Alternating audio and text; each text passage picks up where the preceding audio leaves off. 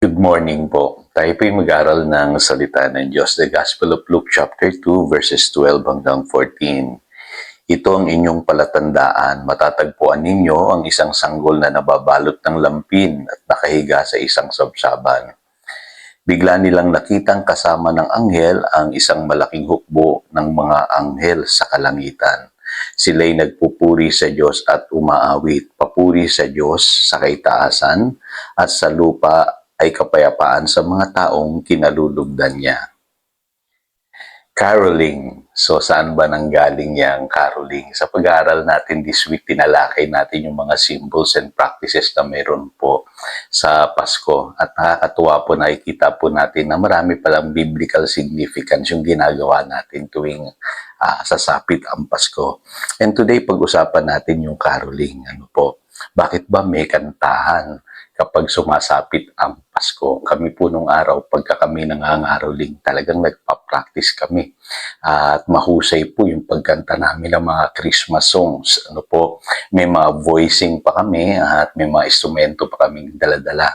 Kaya pagka kami po yung nangaroling noon, talaga pong natutuwa yung mga bahay na aming pong pinupuntahan. Ngayon, saan ba nagsimula yan? Makikita nyo po nung in-announce ang pagparito ng Panginoong Hesukristo, doon sa mga pastol sa pamamagitan po ng isang sign na sinasabi rito, matatagpuan ng isang sanggol na nababalot ng lampin, nakahiga sa sabsaban. Kasunod po noon, ang maanghel po ay nag-awitan. Siguro mapapaisip tayo, bakit biglang nagkaroon ng musical sa langit? Kasi ang Diyos po, mahilig siya sa music. Sabi sa Psalm 89 verse 5, ito po yung ginagawa ng mga nilikha ng Diyos sa langit. Sabi dito, nagpupuri silang nilikha sa langit, ang iyong ginawa siyang binabanggit, ang katapatan mo, Yahweh, ay binabanggit. So, lagi po, paulit-ulit po yung awitan sa langit.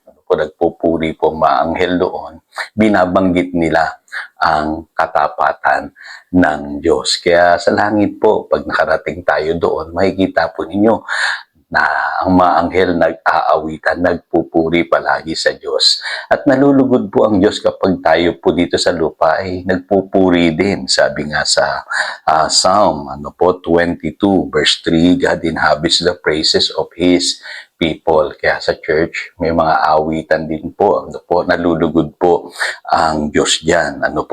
At lalong higit na nalulugod ang Diyos, kung merong isang makasalanan, na magsisisi. Yun po binabanggit sa Luke chapter 15 verses 7 and 10. Nag-aawitan at nagre-rejoice po ang langit kapag meron pong isang makasalanan na nanumbalik sa Diyos. Kaya nung in-announce po yung salvation, yung kapanganakan ng Panginoong Hesukristo, nagkaroon ng matinding awitan sa langit. Yun po binabanggit sa teksto natin sa Luke chapter 2 verses 13 hanggang 14. Kaya ngayon, mapapansin po ninyo pag sumasapit ang Pasko, ang mga tao po ay nakakapakinig ng gospel music. Hindi nila alam po yan, pero yung mga Christmas song po, kadalasan po yan ay gospel music. Maging doon sa mga bansang hindi Kristiyano, kagagaling ko lang sa Malaysia, even yung mga Muslim, mga Buddhist, mga Indians, nakakapakinig sila ng gospel music at na-appreciate nila yung mga awitang Kristiyano dahil sa Pasko. So in other words, na i-announce din natin yung gospel sa kanila.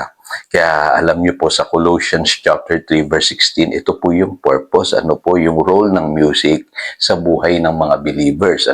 Sabi rito, ang salita ni Kristo ay hayaan ninyong lubusang manatili sa inyong puso. Turuan ninyo at paalalahanan ang isa't isa ng may buong karunungan, buong puso kayong umawit ng mga salmo, mga imno, at mga awiting espiritual ng may pasasalamat sa Diyos. So ito po yung purpose ng praise and worship. O ng caroling na ginagawa natin tuwing Pasko. Una-una po, gino-glorify natin ang Diyos. Sinasabi natin yung kanyang kadakilaan at katapatan. Pangalawa po, tinuturuan natin ang isa't isa sa pamamagitan ng pag-awit, ng mga himno at awiting espiritual. Kaya yung lyrics po, yun po ang mahalaga sa ating pong praise and worship. Ano po? At napakaganda po ng mensahe ng gospel kapag ito'y pinipresent natin sa pamamagitan po ng awit. Ano po, mga himno at awiting espiritual. Kaya sa mga churches po natin, lagi nyo tatandaan, mas mahalaga po yung lyrics. Yung iba kasi napopokus doon sa tugtugan hindi naman po doon ang emphasis. Ang emphasis po ay doon po sa karunungan na ibinibigay ng salita ng Diyos doon sa mga lyrics ng kanta. At higit sa lahat, sabi nga, to offer thanksgiving to God, magpasalamat tayo. Marami tayong dapat ipagpasalamat at ang pinakamagandang paraan ng pagpapasalamat ay yung pag-awit ng papuri sa Diyos. Ano po? Kaya every year, ugaliin natin na pagka nagsiselebrate po tayo ng Pasko ay mag-praise and worship po tayo. I-celebrate natin at alalahanin ang pagparito ng Panginoong Hesukristo. Tayo po'y manalangin. Salamat o Diyos at ngayon naintindihan namin ang kahulugan ng pagkakaroling at yung praise and worship, yung kahalagahan ng awitan at music sa langit at maging dito sa lupa. Nawa, baguhin kami ng mensahe ng mabuting balita sa pamamagitan po ng pag-aawitan, pag-awit ng salmo, himno at awiting espiritual.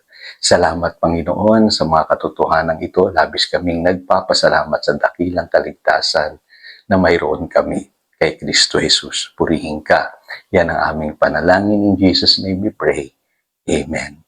Again, ito si Pastor Jojo nagpapaalala upang daluyan tayo ng pagpapala, manatili tayo sa kanyang salita. Good morning.